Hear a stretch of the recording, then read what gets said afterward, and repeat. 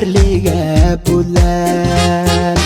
amnigiisa waa mid adkaynayo ummaduna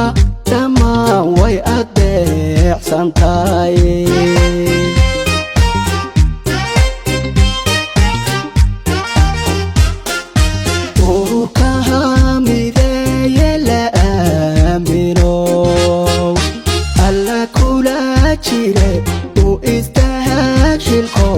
adiga idmane usha talaga qabo